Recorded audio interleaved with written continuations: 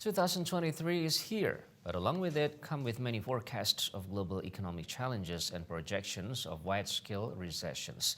Kristalina Georgieva, the Managing Director of International Monetary Fund, gave a prediction for the year ahead, saying that for most of the world economy, this is going to be a tough year. Hub of cheap manufacturing for the world, we are all so dependent on it. But right now, it looks like COVID cases are exploding as they start peeling back those zero COVID restrictions.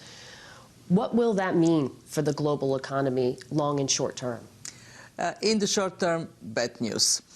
China has slowed down dramatically in 2022 because of this tight zero COVID policy.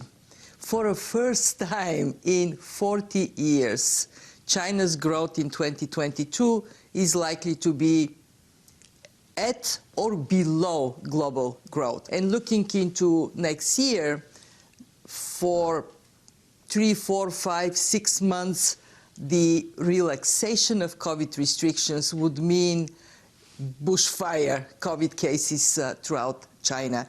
I was in China last week in a bubble in a city where there is zero COVID, but that is not going to last once the Chinese people start traveling. They don't have an effective vaccine right now. The vaccinations fall behind. They have not worked on antiviral treatments and how that can be offered to people, and they will go through this tough time.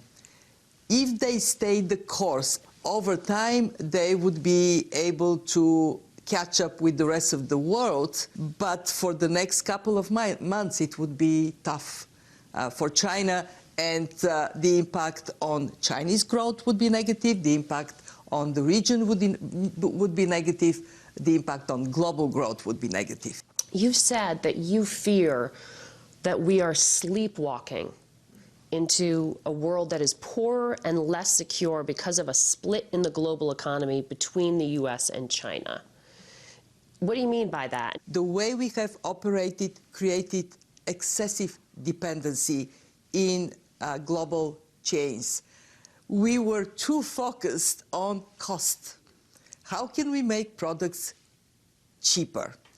And COVID and then the senseless war Russia started against Ukraine have shown that this is not enough. We have to think of the security of supplies. And that means diversify the sources of products that make the economy function well, lifting up the level of cost. But we shouldn't go beyond. One of your IMF researchers gave a pretty dire prediction.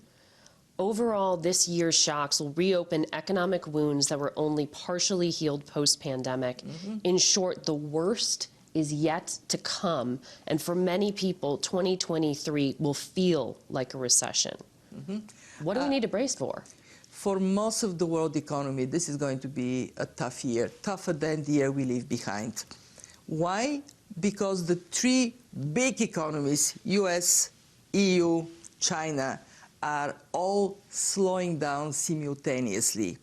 The US is most resilient. The US may avoid a recession. We see the labor market remaining quite strong.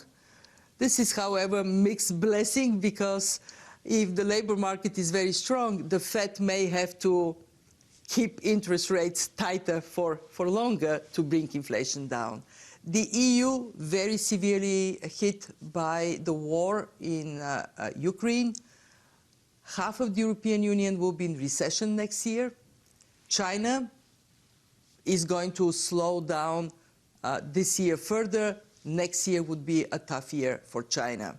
And that translates into negative trends globally.